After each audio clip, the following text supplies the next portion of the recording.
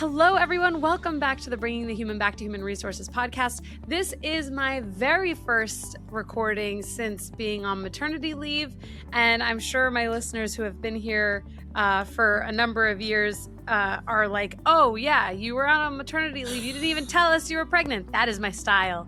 I keep it top secret information, and then, surprise, there's a new Chernoff baby. Woohoo!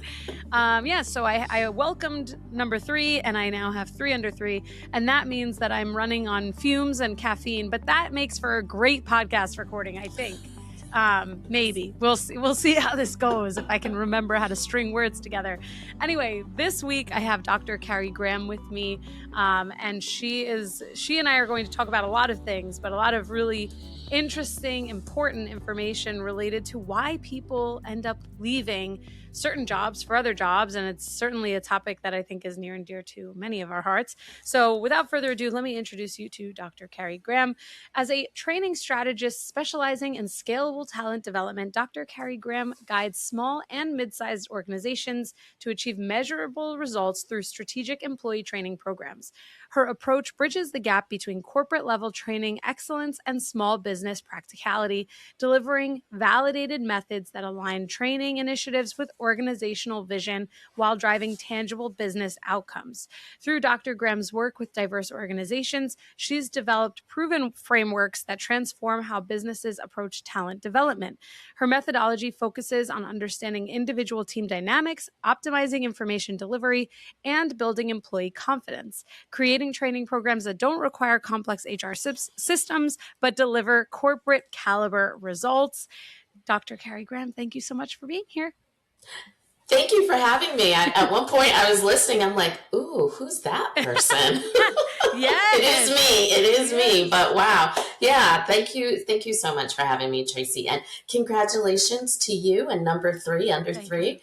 But I'm excited for our conversation today. Me too. And I always say to guests on my show that it's really important, I think, to hear about all of our achievements. So I am a mirror, holding up the mirror, at least to you. So kudos to you on all of your achievement and success.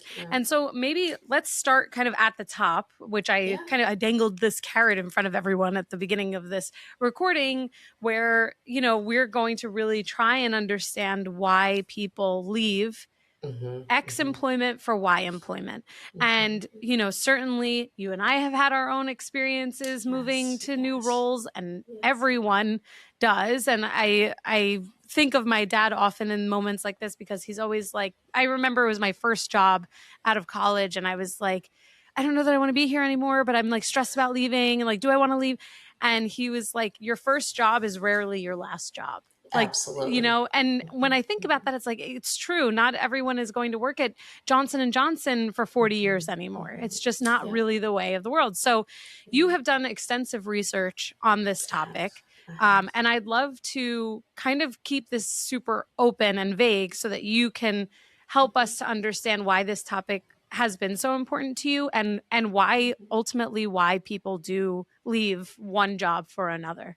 Yeah, it's such a great question. One of my early beginnings were in a high stress work environment, and it was high stress because of the industry and the nature of the role that I was in. And so I had an opportunity to see how people function under stress, and really challenging stressors. And some were able to persist and some were not. And so they left. But of those that were able to persist, there was a common sense of they had the tools, or the organization was providing them a sense of support that allowed them to persist. And then, the persistence went on until it could no longer go on. But that was an early introduction for me in terms of what is happening for employees. What is the employee experience? And over the decades, I've come to see and learn more about people's experiences and why they leave, and more importantly, what support do they need to help them stay and thrive. And that's the part of the conversation that often isn't being had. It's the how do we get people, how do we recruit and retain, period. But the conversation isn't around now that we have them here, what can we do to support them in a way that matters to the employee, not simply the employer. Hmm. I like that you flipped the script a little bit. It's kind of why it's so important to focus on retention versus attrition, because Absolutely. it's sort of like focusing on the positive versus the negative, Right, right? It's like, right, oh, what, right. rather than thinking why does everyone keep leaving, we can think Hmm. about what can we do to support people, to your point, Hmm. to enable them to feel better, to have more support, and ultimately to stay. Yeah, um I think it's an important distinction, actually, to flip the script a bit, because then ultimately you're focused on solving the problem and not just kind of harping on the problem. absolutely, absolutely. And oftentimes this conversation goes to when you think about small and medium-sized businesses, oh, we can't offer this level of salary, and so people are leaving because of the salary. That is a reality, right? Like, Hmm. let's not ignore the reality. But in some instances, there are employees that will stay at the same salary that you've provided them, but if you're able to provide them with some other areas of development that is meaningful to them, they see the equal value in that. Are they getting the mentorship that they need within your organization? Um, at a lower salary. And for some individuals, that is the direction to go. And um, there's so much value. There's so much value in that. And if and when that individual leaves, it's not a lost investment, but rather it is your free recruiting tool, Yeah. right? So now you have people who have been with you, they've done good work for you, but they leave and they have only good things to say about your organization. And so it lightens your lift when it comes to recruiting. Yes, that's so true. It's that referral process, effectively, Hmm. that happens when you set, as I like to put it, send people back out into the world better than you Yeah. found them. Yes, yes. Right? Yeah. Like, that's kind of the the nucleus to all of this, is like, Hmm. how do we, businesses, employers, Hmm. treat people? How do people Yeah. treat people? And it's very easy, I think, to get lost in the sauce, but lost in the you know, kind of absolving ourselves and just saying, oh, the business has decided this, or Hmm. this is just the way the company is.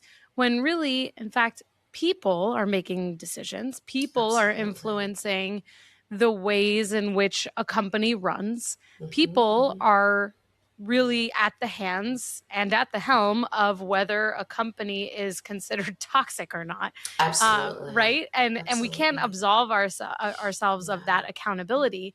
Hmm. And I think, in the age of AI and technology and all these fabulous things and buzzwords, it is very easy for people to say, well, this is just the way it is, or Yeah. that wasn't Yeah. my decision. And we all, whether we like it or not, influence the Hmm. perception and the feelings that people have in our organizations. Absolutely, absolutely. And it's one of the reasons I've been looking forward to our conversation today, in terms of bringing the human back to not only human resources, but to an organization. You're right. It is the people that perform the production, that perform the operations. And Hmm. so you cannot get away from the value of a singular employee and then the collective of employees. And there is an expectation that people are trained to do their job, right? And so you Mm-hmm. think, you know let's talk about the elephant that's always there. Good people leave bad managers, right? So let's talk about that. Oftentimes people are placed in management positions without being trained how to function in that role. They are placed in those positions because they've been here the longest, or everyone else has left, and so here we go, or they simply asked. But that doesn't mean that they are equipped to do the job of leading other human beings, managing and supervising other human beings, as well as developing and mentoring other human beings. And so you can't, it is, like you said, it's easy to absolve ourselves as leaders that they're adults, they should be able to figure this out. But the truth of the matter is, if you have committed to them by hiring them, you also have a responsibility to developing them as well. 1,000%. It makes me think of something that I've tried to incorporate in my various experiences, which is assume that people have not been shown the right way Yes. to do something. Yes. And, with my background, I've come up through HR as an HR business partner primarily. And that's kind of like the track I've always been Mm-hmm. on. And, regardless of level of seniority, that's Mm-hmm. effectively the work that I do. And part of a major part of being a business partner, other than being a partner to the business, whatever that might mean to someone, Right. whether it's to a person, business decisions, right, is really helping people to, in my opinion at least, helping people to become stronger, more capable leaders and contributors to a Mm-hmm. business. And Yes. I think sometimes there are folks who are in similar HR positions, maybe who are just solving the problem, which Yeah. there's a time and place for that. Mm-hmm. Mm-hmm. But when we take this approach of, assuming, not only assuming positive intent, that's certainly a big part of it, but also assuming that people may not have ever had experience with the right way to do that particular Yes. thing, then Yes. you end up going into this uh, way of working where you're teaching and coaching rather Mm-hmm. than, Mm-hmm. you know, uh, holding someone accountable or reprimanding or Yeah. whatever might be negative in that experience. Right, right. You said something that I really want to share. This example just came to mind that I want to share because I think it will add perspective. Excuse me. I had a client bring me in because they were undergoing a merger, two corporate mergers, an acquisition and merger. And the individual on the healthcare, on the medical side, had to have the expert on the medical side had to have conversations with the sales and business team, but was struggling through those conversations as it relates to medical advocacy. And so that team lead brought me in to, help support her team. And this one individual who is highly credentialed medical professional, I said, well, what is the struggle that you're having when you're in these meetings, of getting on the same page and advocating from a medical perspective? And she said, I just really struggle. It's in oncology, so cancer level Mm, work. And she said, I struggle because they're focused on dollars and I'm focused on the people. I said, mm, okay, like I understand, I can appreciate that. Why don't you tell me more? And what she said was that her mother was a cancer patient who, undergoing cancer treatment, they had an experience where people who would be of support were not of support. And that's why she wanted to be a medical advocate in this mm, an initial organization. And at this point, she actually is tearing up and really struggling to contain her emotions. And so I gave her time and space to navigate that. And then I asked her, I said, have you shared that experience with your team lead and with your team members? And she said, no, this is the first time I'm sharing it. And her leadership shared with me, I had no idea. And so I was pushing and pushing and getting frustrated, but I didn't know the story behind it. mhm, And, fast forward with some presentation coaching on my part, the feedback that I got was that the next time she had this had to do a presentation with the sales business side, she walked in with confidence, was able to do really well and convince them of some things. And so I share that story because when we think about development starts with understanding who the individual is and what they bring to the table, what they bring to your organization. It's not simply what you believe they bring.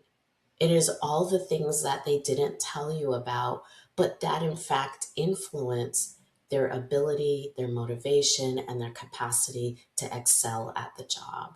And so it's going a step further, and you really need to take the time to understand nuances of every individual. Mm-hmm. Well, this also kind of underlines a bit of that very commonly used phrase that you shared before, that good people leave bad managers, Hmm. and Hmm. AKA people work for people. Right. And ultimately, I think the differentiating part of this between a bad leader and possibly a good leader is that a good leader is going to take the time to get Right. to know their team, and Mhm. see that people are complex creatures. And Right. it's not like, it's not like putting something into Claude or Yeah. ChatGPT where you're not, they don't have maybe AI would say differently, but they don't have a life outside of whatever Right. they're producing, right? Right. Whereas for us, if I have to take one of my kids to the doctor, like that's the prevailing thing in Mhm. my day. Mhm.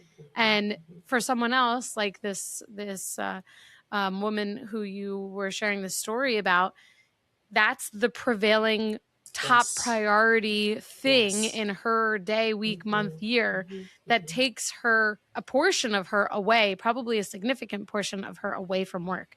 Right. And back in the COVID days, which is already 6 years ago, which is crazy, Yeah. Crazy. crazy, we started to get to this understanding, I think, around, oh well, you can't just like check all of your baggage Mhm. Mhm. at the door when you get to work, because Mhm. now work is your own home, Mhm. and Mhm. still continues to be for many of us. And I think we've taken some steps back because it's like, oh well, that was in the past, like COVID, Yeah. different time, Yeah. blah blah blah. But it's like, no, actually, people are people, and we have to Mhm. Mhm. appreciate the nuance and the complexity, and that people are going to have other things outside of a project and a deadline, that's taking up their mental capacity and their mental Yeah. load. Yeah. And when I think about, some of the elements related to work environments, Mhm. there's a decreased mental capacity and mental load when the work environment is stressful, toxic, Absolutely. unhealthy, right? Like Absolutely. whatever that negative connotation might be. And I know that part of your dissertation was around, or I guess what was really doing the research Yeah. into toxic work environments and Mhm. their correlation between, or maybe the causation around severe health issues for the Yes. employees. Yes. So, Yes. what was that research like? Yeah, it was some time, but very, very moving in the stories, looking at women, particularly women in work environment, a very specific segment of work environment, high level, high functioning women. And in interviewing them, what I found was that while they were able to succeed and arrive at where they are on their own terms, there was this sort of unspoken promise that they would be supported in their development, right? So you've got um, terminal degreed individuals who are going into these environments where, of course, we will support you in your further career development and ambitions. But what was happening was that was not the case. And so there was a gatekeeping for some. There was a level of gatekeeping where mentorship was happening, but they did not have access to it. And were quite frankly restricted from accessing those developmental resources. And for others, being the only woman, being the only individual of diverse identity, they were equally excluded. And the things that those women were bringing to the table became, instead of being a part of their story to help them propel in their career, the environment was toxic and created using that as a barrier. And so 60% of these women struggle, all of them changed I don't want to say career paths, but ended up leaving their employer at some point in time. But around 60-70% of them experience mental and physical health implications that were really that were in fact avoidable, but life changing. And it was because of the environment that it was being promoted in the recruitment process. But once they were there, it was not happening. And that happens every day across all industries. 1,000%. I really can see how all of this would make sense. And it feels like very tangible that Mm-hmm. when there's a work environment that's less than ideal, someone is Mm-hmm. spending 40 hours minimum, generally Minimum. speaking, Yep. Minimum. in that Mm-hmm. environment. And Mm-hmm. like at some point, you're either going to like mentally or physically break down Yes. somewhere, Yes. and potentially both. And when I think about the research kind of that you've done being primarily on women, I'm also not surprised to that end, because many of us are mothers or spouses Right. and Right. or caregivers in Yes. some Yes. capacity, and Yes. have a whole other host of things to Mm-hmm. worry about. Like Mm-hmm. I think about Mm-hmm. myself in this case, Yeah. and it's like, if I were in a really stressful environment, like could I take that? Would Right. that be something that I could shoulder? And I think most Right. people maybe could shoulder that type of environment for a certain amount of time. And it doesn't make you strong if you can shoulder it for longer. I think it just traumatizes you more. I It's like, agree. I I agree. But to this point, it raises, I think, one of the things about COVID is it pulled the curtain mean? that people had to take on multiple social roles that were unanticipated. So you have working adults who drop their children off to school and they go about their day. But during COVID, okay, you have working adults that are also educators now. They're Mm-hmm. attempting to navigate homeschool as well as nurturing young children or caregiving, whatever the case may be. Those social roles evolved very, very quickly, but nevertheless, they evolved. And organizations, those that are doing right by human beings, made adjustments for that. But the same holds true is that if you hire someone at one stage of life and they stay with your organization, their social role, it evolves with them. That's a And so great point. you cannot continue to look at an individual, your employees, and say, well, I hired you as an unmarried single person with no children. I hired you as a middle-aged career professional with children out of the house. And you're 15 years in, you're a caregiver now, or you're Mm-hmm. now parent. It doesn't matter, but people's roles change. And sometimes, like in COVID or in other instances, it happens in a very short window of time. And if you want to retain your employees and have them be happy and productive and motivated individuals, you have got to acknowledge that their roles might change. And the only way you can do that is if you get to know them. 1,000%. I really appreciate this conversation. I think, Yeah. with all of the layoffs that are happening, people looking for Mm-hmm. new jobs, I know the job market is tough.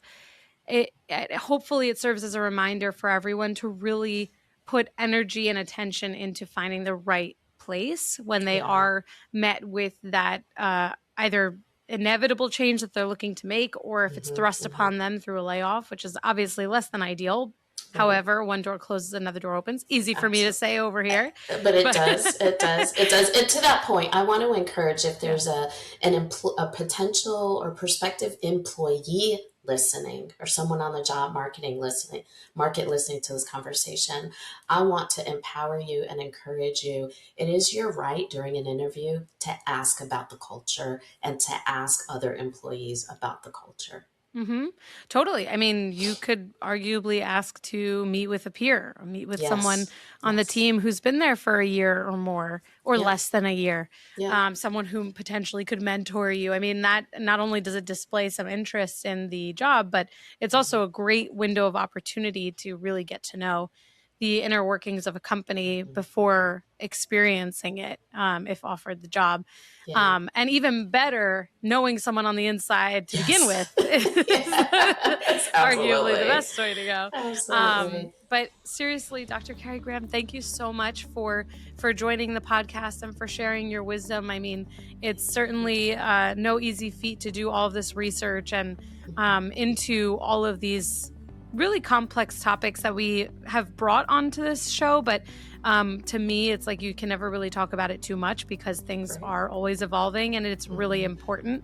I think it's really important information. So with that, where can everyone learn more about you, get to know you and your philosophies, and maybe just Yeah. connect? Yeah, I would love to have people visit my website, drcarriegraham.com.